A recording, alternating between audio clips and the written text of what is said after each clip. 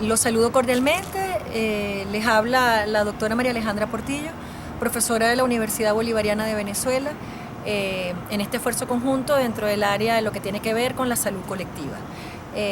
A modo de presentación, mi área de formación tiene que ver con las ciencias políticas, tanto en pregrado como en posgrado, y en el doctorado en Ciencias Estratégicas para el Desarrollo, mención política y gestión pública. Menciono esto justamente por el tema que nos convoca la mañana de hoy, esta linda mañana.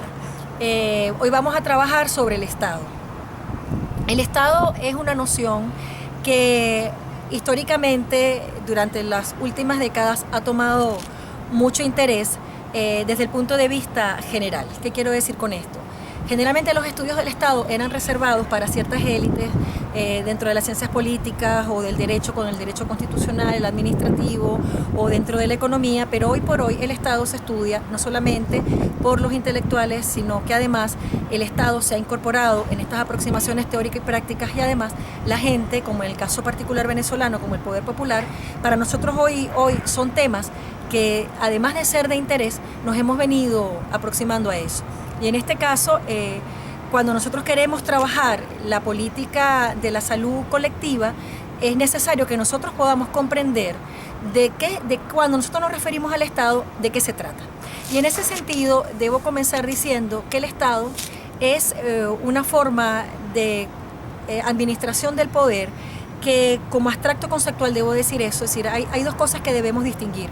Una cosa es el Estado, que se tienden a confundir. Una cosa es el Estado, otra cosa es el gobierno. Cuando nosotros hablamos de Estado, estamos hablando de un abstracto conceptual que históricamente se ha venido construyendo, son nociones todas en ambos casos que van modificándose a lo largo de los procesos históricos. Entonces, en el caso del Estado, esta noción, como abstracto teórico acabo de mencionar, es algo que viene a concentrar tres elementos que son fundamentales para ir definiendo poco a poco de qué se trata cada categoría. En el caso del Estado, está compuesto por unos elementos relativos a territorio, la nación, que es la ciudadanía, y la soberanía, que es la capacidad de defensa que tiene de los elementos anteriores. Otro de los elementos que componen la noción de Estado tienen que ver con esa capacidad asociada a la soberanía de la seguridad y defensa. Y por otro lado, ese poder que tiene el Estado históricamente, en el cual, a través de los poderes públicos, que además de emanar las leyes, porque es uno de los elementos fundamentales del Estado, que emana, digamos, las leyes para establecer ciertos consensos o establecer mecanismos de control dentro de esa nación, dentro de esa soberanía, dentro de ese territorio. Cuando nos referimos al gobierno, estamos entonces hablando de una esfera, estamos hablando de una dimensión en donde se pone en práctica el ejercicio del poder. Quiero decir que el poder atraviesa ambas categorías, tanto el Estado como al gobierno. Entonces, el poder, que también ha sido una noción que es de mucho interés y que hoy por hoy se pone en cuestionamiento. ¿Por qué? Porque nosotros estamos acostumbrados a entender al poder como una fuerza de dominación. Eso lo ha estudiado muchos teóricos importantes que fundamentan a ese poder imperio, como se denomina, ese poder coercitivo, a través del cual el Estado puede emanar leyes y hacerlas cumplir. Hoy por hoy, cuando nosotros conversamos sobre las nociones de Estado y sobre las nociones de gobierno, vemos cómo hay iniciativas dentro de los países progresistas que nos hablan no solamente de un poder que ejerce coerción o un poder de dominación, sino cómo nosotros revertimos esos elementos y hablamos de un poder que tiene que ver con la emancipación. Es decir, el poder popular venezolano, lo voy a colocar como ejemplo, es un espacio de poder, sí, pero es un espacio colectivo de construcción, digamos, que tiene que impactar al Estado para crear una nueva figura, que es lo que nosotros llamamos Estado comunal. Pero vamos por partes. Una de las intenciones de esta conferencia tiene que ver con cuáles son esos orígenes del Estado desde el punto de vista histórico. Quise comenzar por definir, para que tengamos claro, cuáles son las categorías que nosotros vamos a ir trabajando históricamente.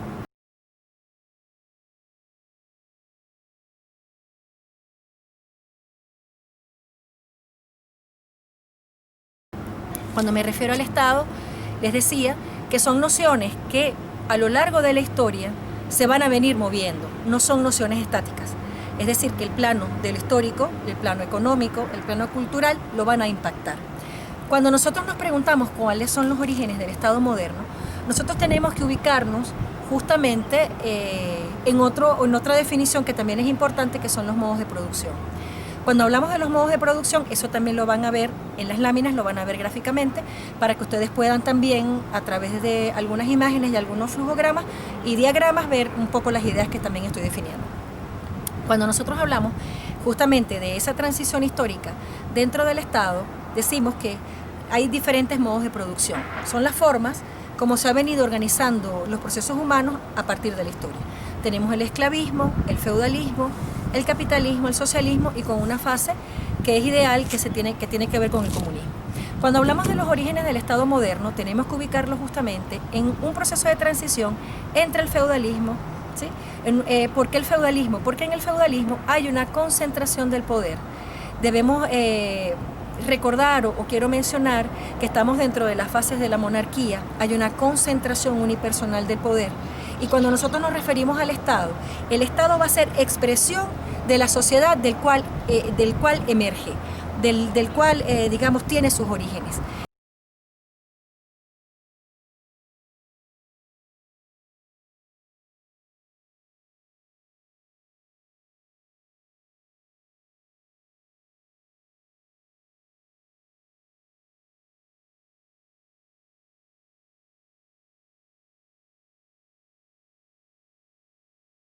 Digo esto porque cuando nosotros estudiamos y analizamos los orígenes del Estado y nos ubicamos en el Estado moderno, quiero también señalar que lo que nosotros generalmente tenemos como noción básica es al Estado moderno europeo. Hay otras experiencias en Asia, hay otras experiencias, inclusive nosotros no podemos desconocer que antes de que llegara la colonia, aquí también habían formas diferentes de administrar el poder. Entonces, cuando nosotros definimos ese Estado moderno, lo estamos definiendo en un modelo que es el europeo, que sí lo tenemos que trabajar porque justamente es el que se trae para acá, pero vamos por partes. Volviendo entonces al Estado moderno, el Estado moderno va a tener unas características en las cuales hay una liberación que tiene que ver con la construcción del poder en manos de un sujeto, ¿sí?, que venía de la monarquía, que tenía una relación con los súbditos. ¿Qué sucede con los liberales que transforman la noción de Estado? Esta noción de súbdito se va a transformar hasta convertirse en ciudadano. Entonces, este Estado que estaba aferrado al tema de la monarquía y que había un control absoluto, va históricamente transfigurándose, transformándose del modo de producción feudal al modo de producción capitalista. En estas transiciones vamos a ver que se incorporan distintas clases sociales, que es otro de los elementos fundamentales del Estado. Cuando nosotros queremos analizar el Estado desde el punto de vista político e histórico, nosotros tenemos que también ubicarnos en cuáles son esas clases sociales que van a estar presentes ahí. Cuando tenemos el feudalismo, vamos a tener entonces allí el dueño, digamos, del señor feudal, vamos a tener los siervos de la gleba y la monarquía. Cuando estamos en transición, hay un paso que tiene que ver con la organización de los gremios que se van fundando en el feudalismo y que luego entonces se convierten en burgos. Estos burgos son gremios en donde los artesanos se fueron organizando. Esta organización de la producción, que se va tecnificando progresivamente, hace que, por ejemplo, si en un gremio se hacían 3 pares de zapatos, a través de la tecnología, que es uno de los ejemplos más clásicos que se hace, a través de la tecnología, en vez de 3, van a pasarse a producir 50. Esta producción, evidentemente, hay que colocarla en otros mercados, que no necesariamente son los que están cerca de ese burgos. Entonces, hay, dentro de lo histórico, una transformación hacia que estos burgos, organizados políticamente, logran históricamente, y uno de los momentos más importantes de eso es la Revolución Francesa, logran desplazar desde el punto de vista inclusive hasta físico, desde el punto de vista práctico, hay un desplazamiento total de lo que tiene que ver con la monarquía y hay la imposición de un nuevo sistema. Este nuevo sistema, que tiene que ver ya con la burguesía organizada, también va a generar otras relaciones de producción. Y todo eso va a impactar, vuelvo otra vez a la noción de Estado, entendiendo que si el Estado es una concentración de poder, está cambiando de la concentración de poder de monarquía, que está concentrada en manos de un rey, se está transfigurando en este paso del feudalismo al capitalismo a otras manos. Y entonces comenzamos a hablar de otros elementos que van a distribuir de forma diferente al poder que administra el Estado. Porque además se resitúa un elemento que es bien importante, que es el ciudadano. Es decir, ya no va a ser la relación rey-súbdito, sino que va a ser la relación entre el Estado y los ciudadanos que se van organizando. Igualmente vamos a tener el cuerpo de leyes. porque hay elementos que siempre van a permanecer, que son los primeros que definí: territorio, nación y soberanía, ¿okay? Que tiene que ver con el poder efectivo que tengo para poder ejercer el gobierno, y además lo que tiene que ver con seguridad y defensa. ¿Por qué hacemos toda esta definición entre el Estado y el gobierno? Porque cuando nosotros nos tratamos de ubicar para poder comprender las realidades hoy, nosotros tenemos que tener claro cuál es ese avance que se vino dando con el tema del Estado para poder comprender cómo se administra el poder. En el caso latinoamericano, que es el caso que nos compete, que nos convoca, en el caso venezolano, fíjense que nosotros no vamos a tener las características exactas del Estado europeo. ¿Por qué? Porque hay un elemento que también es muy importante justamente para nuestra formación, que tiene que ver con las relaciones centro-periféricas. Es decir, una cosa es cómo se construye el Estado en Europa y otra cosa es lo que trae la colonia para acá. Porque para nosotros el Estado iba a ser un mecanismo de dominación distinto, porque según palabras de Quijano, hay una dominación que se asocia justamente a la raza. Él dice que es con la colonia cuando surge sistemáticamente el racismo. Entonces vamos a tener una figura impuesta por una clase dominante, ¿sí?, a través del Estado, a través de la fuerza de coerción, que nos va a controlar, ni siquiera considerándonos como sujetos. Es decir, mientras que ellos estaban planteando una relación diferente con relación al Estado y con relación a la ciudadanía, a nosotros nos estaban esclavizando. ¿Okay? Es decir, a nosotros no se nos reconoce como sujetos, sin embargo, hay una presencia de la colonia, hay una presencia del poder que definimos como centro-periférica. Entonces, la constitución de nuestro Estado latinoamericano pasa necesariamente por comprender el proceso de la colonia para poder nosotros saber por qué todavía hoy por hoy nuestros estados en muchos sentidos garantizan cuáles son esos elementos que el hegemón o cuáles son los elementos que los centros de poder emiten para con nosotros como países periféricos. Es decir, si tenemos un centro de dominio que es el que va a imponer cuáles son las prácticas, que va a imponer las leyes, que va a imponer las formas de cómo nosotros vamos a interactuar con el poder, entonces justamente por eso necesitamos conocerlas, porque para poder revertir esos procesos y para poder unir esfuerzos, digamos, en lo que tiene que ver con la transformación del Estado, tenemos que estar conscientes de eso. ¿Por qué? Porque hoy por hoy el Estado, que sabemos que, por lo que he venido mencionando, el Estado como una herramienta de dominación, ¿de quién es la herramienta de dominación? De una clase dominante. Esta visión es una visión marxista que nos dice que el Estado no solamente garantiza el orden y el consenso, porque se nos dice, ¿qué es lo que garantiza el orden? Cuando nosotros nos preguntan, ¿han sentido alguna vez el Estado? ¿Por qué tú sientes que el Estado emite órdenes? Nosotros no lo vemos. Sin embargo, si nosotros vemos un semáforo en rojo, nosotros nos vamos a detener. Es decir, hay una cantidad de leyes que son cotidianas, que para nosotros están internalizadas, pero que tiene que ver con una presencia de mecanismos de control y seguimiento que nos permiten convivir, ¿no?, en un cierto orden. Ese cierto orden tiene que ver con unas ideas, con unas nociones de lo que es el control y lo que es el derecho. Quiero decir esto porque son elementos constituyentes justamente del Estado. Entonces, este Estado, que es un instrumento de la clase dominante, que sabemos entonces que se nos impuso en la colonia. Fíjense, cuando nosotros, por ejemplo, vamos a las plazas, nosotros en las plazas vamos a ver una cosa que se llama la retícula. Vamos a tener siempre la Plaza Bolívar, la iglesia, la alcaldía, ¿ok? Generalmente tenemos allí unos espacios de convergencia. Si nosotros viésemos fotografías de la arquitectura en Europa, vamos a ver la reproducción de ese modelo. ¿Por qué? Porque ahí es la concentración de los poderes. Está la iglesia, está el poder público local en este caso. Si nosotros vamos, por ejemplo, a la Plaza Bolívar, en Caracas, vamos a tener también alrededor de la retícula la iglesia, vamos a tener allí el poder del Estado. ¿Por qué? Porque era la lógica que se nos impuso, todavía justamente se mantiene. Decimos que es un Estado como característica de las clases dominantes. Lo podemos también ver en el caso latinoamericano como esa burguesía que también históricamente fue progresando en los países de la región, en los países latinoamericanos, garantizaron que las formas de Estado y las formas de gestión, que es importante incorporarla aquí, fuesen simultáneas con los centros de poder. Si nosotros recordamos, por ejemplo, el periodo en Venezuela de las descentralizaciones y las privatizaciones, ahí es importante que nosotros digamos que estamos en presencia del Estado neoliberal y el modelo de gestión tecnocrático. Sobre eso podemos ahondar en otra oportunidad. Entonces los modelos de gestión, que son las maneras como se administra el poder en su ejercicio, lo había dicho al comienzo, entonces estas privatizaciones y esta descentralización no solamente va a estar en el caso venezolano, sino que lo vamos a ver en todos los países latinoamericanos. ¿Por qué? Porque si recordamos bien, la Comisión para la Reforma del Estado, que se denominó en el caso venezolano COPRE, era para garantizar, podemos recordar, la reforma del Estado. Ese era un tema que estaba siempre en boga. Es decir, la reforma del Estado, ¿de qué se trataba? Estaban cambiando todas las formas de gestión porque se estaban transformando los estados. ¿Qué sucede hoy en Venezuela? ¿Qué sucede, por ejemplo, con la experiencia que fue interrumpida en el caso boliviano, en el caso ecuatoriano, por ejemplo? ¿Qué está sucediendo? Que estamos transformando a través del modelo de gestión y a través de los principios de la política del Estado, el Estado como lo hemos entendido hasta ahora.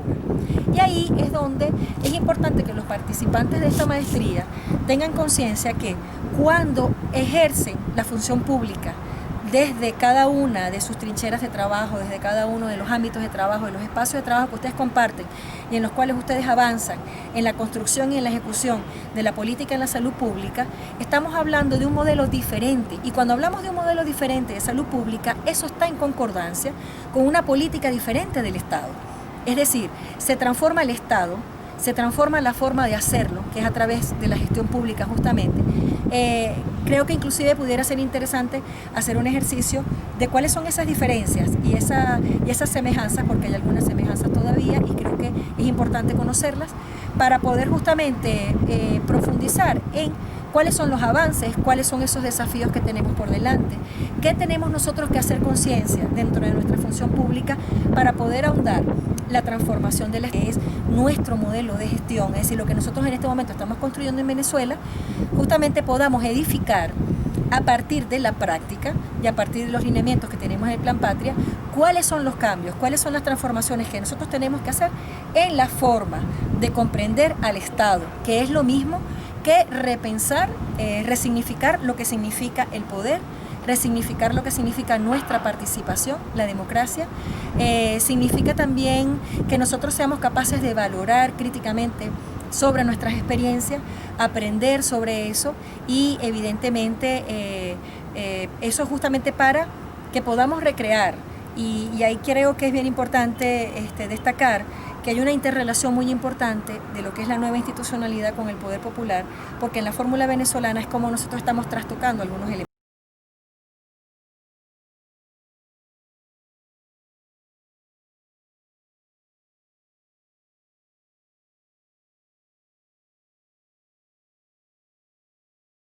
Sistema, ahora, ¿cómo nosotros vemos el Estado hoy? ¿Cómo lo vemos en América Latina?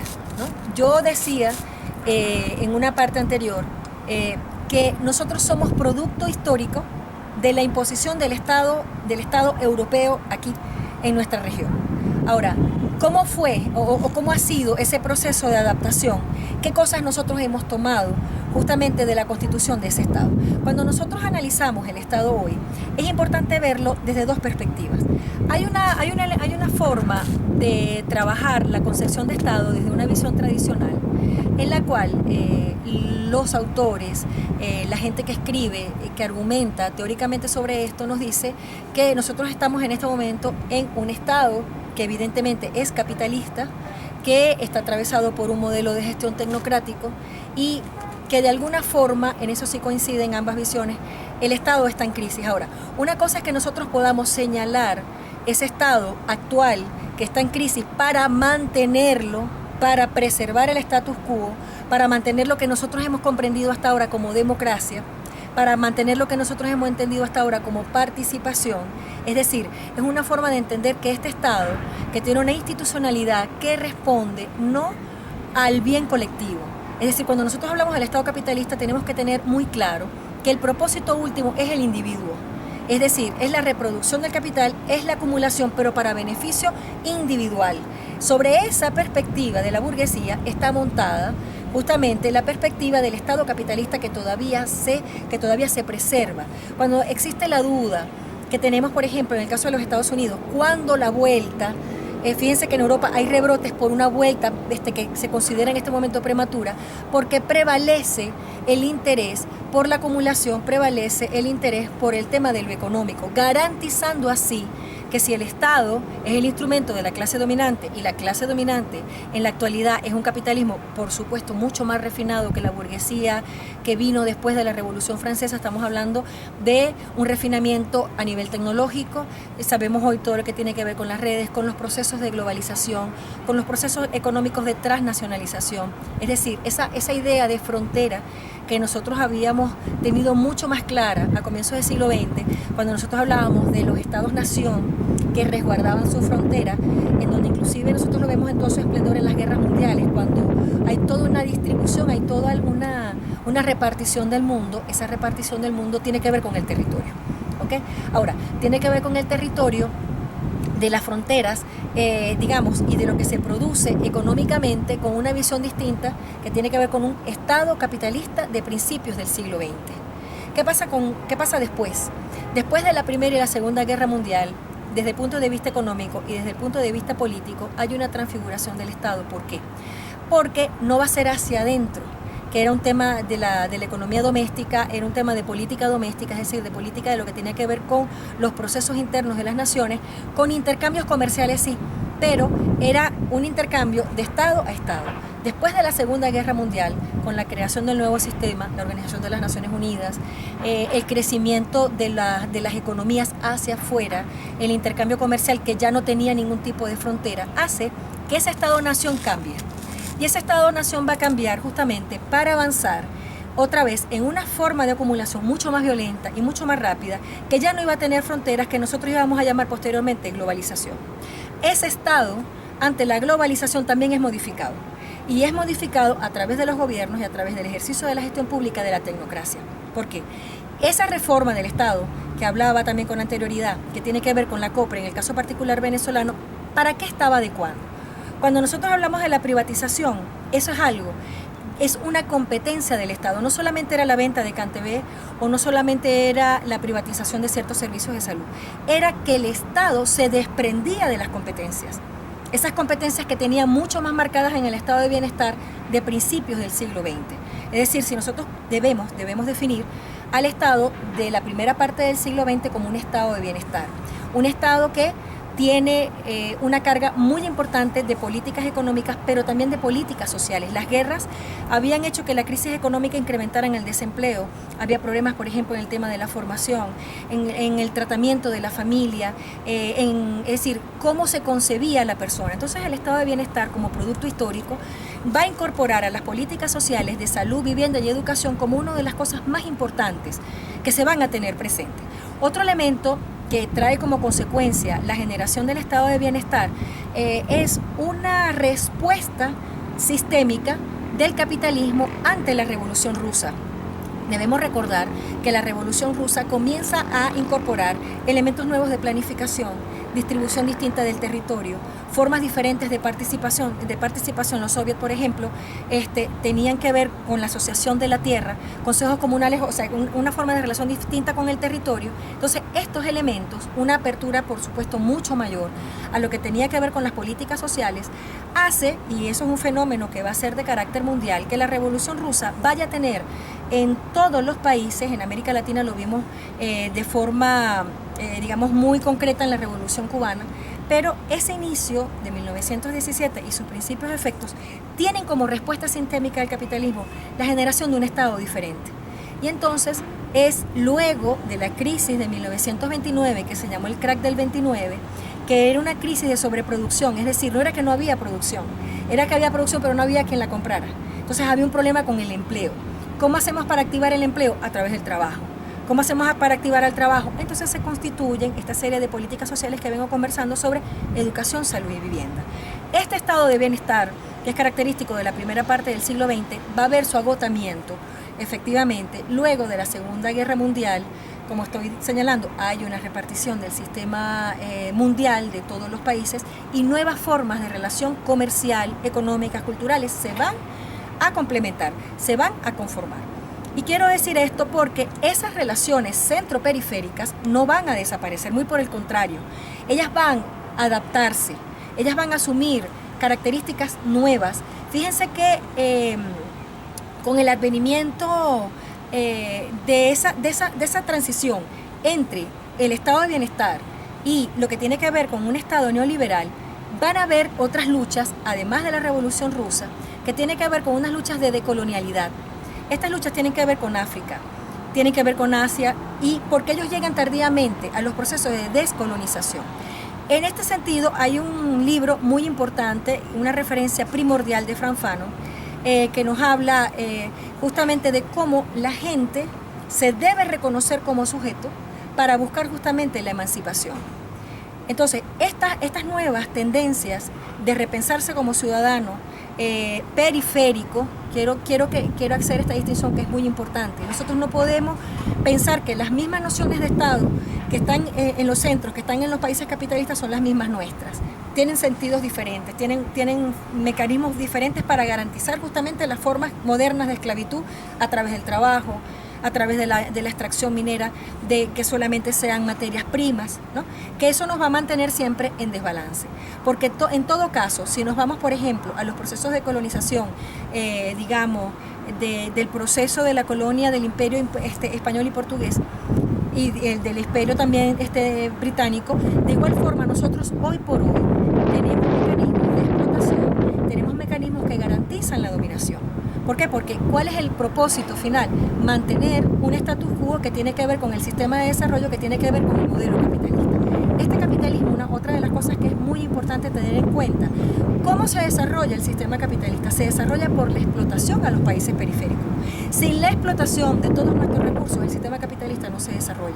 Entonces, una de las garantías que el sistema capitalista se mantenga desarrollado es la explotación de los países suramericanos, de los países asiáticos y africanos, que nosotros definimos como sur global. Entonces, ¿cómo vemos el Estado hoy como países inmersos dentro del sur global? Ahí tendríamos que hacer dos distinciones importantes. La primera, ¿cuáles son los efectos históricos que ese Estado europeo, que ese Estado moderno ha tenido sobre nosotros? Nuestra capacidad de construir identidad, nuestra manera de comprendernos, de interrelacionarnos con nuestra cultura. Eso por una parte. Y por otra parte, las experiencias progresistas, y de eso muy importante leer a Álvaro García Linera, Aníbal Quijano, Castro Gómez, es decir, una serie de intelectuales que vienen describiendo al Estado, que además de ser un instrumento de la clase dominante, si nosotros nos logramos organizar, pudieran ser escenarios para la emancipación. Por eso hablamos de Estado comunal. Cuando se comienza a hablar de Estado comunal, la gente decía, bueno, es una contradicción en términos, ¿cómo es Estado y cómo que la comuna, ¿no? Entonces, no hay contradicción. ¿Por qué? Porque nosotros estamos replanteando la significación del Estado. Entonces, cuando nosotros hablamos del Estado latinoamericano actual, del Estado latinoamericano vigente, nosotros tenemos que señalar que vamos a mantener algunos elementos que se preservan dentro de la definición, como lo tenemos territorio, nación y soberanía, pero por ejemplo, uno de los mayores cambios que nosotros tenemos, y que también tuvo Bolivia en su momento, que también tuvo Ecuador en su momento, son formas distintas de agregación territorial. Las ASIC son ejemplo de esto. ¿Por qué? Porque la ASIC está asociada a una lógica diferente del territorio. Es decir, es llevar a lo más local, a la unidad más básica, y evidentemente alrededor, por ejemplo, de las ASIC vamos a tener como unos consejos comunales. Es decir, hay una triangulación dentro del territorio de una nueva forma o de una nueva noción de ciudadanía. Repito, territorio, nación y soberanía. Entonces decimos que hay resignificaciones dentro del Estado latinoamericano en relación a la ciudadanía. ¿Por qué? Porque las nuevas formas de organización del poder popular apuntan necesariamente a que esta organización no quede independiente, ¿no? Esta organización tiene que impactar en las formas de organización del Estado, tiene que impactar las formas de administración y de la gestión. ¿Por qué? Porque es la única forma que nosotros podamos crear rupturas dentro del Estado. Estamos también en presencia en América Latina de una conciencia cada vez más profunda que nosotros hemos sido reproductores del sistema capitalista. Y lo tenemos que tener claro porque es la única forma que nosotros podamos cambiar esa realidad. En mi caso, que soy del área del sector universitario, nosotros reproducimos, en el caso, por ejemplo, de la formación, la comprensión que nosotros podemos tener en la relación profesor-estudiante, cosas en las cuales tenemos que estar conscientes para poder crear espacios de ruptura. De igual manera, los invito para repensarse en ese punto de vista. ¿Qué elementos nosotros producimos? Porque es parte de nuestros procesos de alienación, es parte de nuestros procesos de construcción de la identidad. Cuando Los países, ¿no? Cuando nosotros nos ponemos a reflexionar, si el Estado ha tenido una política de reproducción de la educación, que es como los Estados garantizan la formación de la ciudadanía, ¿qué tipo de educación hemos tenido? ¿Cuál es el efecto de los medios de comunicación sobre nuestra formación, sobre los jóvenes en la actualidad? ¿Qué nosotros podemos entender por lo propio, ¿no? Y creo que en este caso América Latina tiene dos grandes vertientes, tiene como dos grandes corrientes. Una parte de América Latina tiene estados muy conservadores que no han permitido, porque consideran que el status quo capitalista es lo que debe seguir funcionando. Eso por un lado. Y es bueno señalar que esta otra parte de la que vengo conversando es otra forma de entender el Estado actual latinoamericano. Es decir, un Estado que tiene contradicciones, que tiene antagonismos porque pervive muchos elementos de lo que tiene que ver con el sistema capitalista y de nuestras formas de enajenación. Esto tiene que ver porque cuando nosotros hablamos de la institucionalidad, es bueno decir que las instituciones no son un caparazón vacío, las instituciones somos nosotros. Es decir, hay una política que demarca al Estado, que hace que la institucionalidad se organice. Pero ¿quiénes somos los responsables de llevar a cabo la ruptura? Nosotros, a través de la formación. Esta es una forma, justamente, la formación.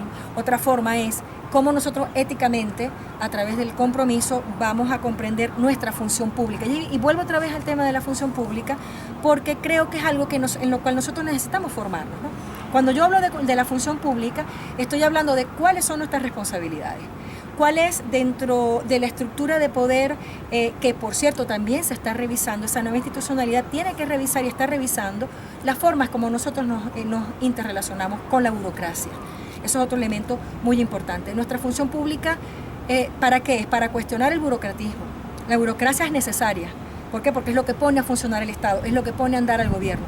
Ahora, ¿estamos hablando de cualquier burocracia? No. Estamos hablando de una burocracia que tiene claras las competencias de la función pública, que tiene claro cuáles son los alcances, que además tiene claro cuáles son las contradicciones internas, repito, que cada uno de nosotros podamos tener para poder justamente andar en las transformaciones y el cambio.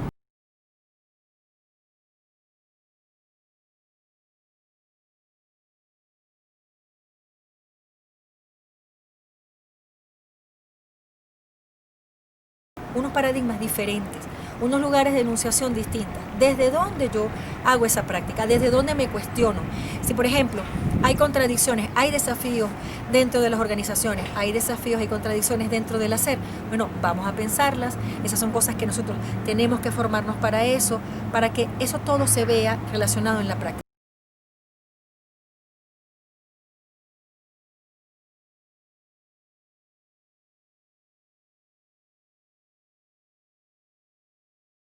No hay formas de poder avanzar hacia la creación de rupturas epistemológicas y prácticas desde el punto de vista del hacer, si no se hace a través de la formación, a través de la organización, a través de la conciencia, de todos esos elementos que nosotros reproducimos, saberlo, esos elementos que nosotros reproducimos, qué tipo de impacto está generando. Si nosotros pensamos lo contrario, con pensamiento decolonial, es decir, cómo nos descolonizamos.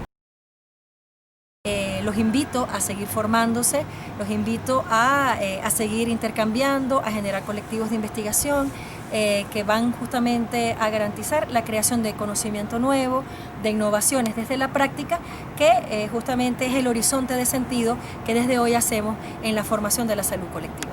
Agradecida.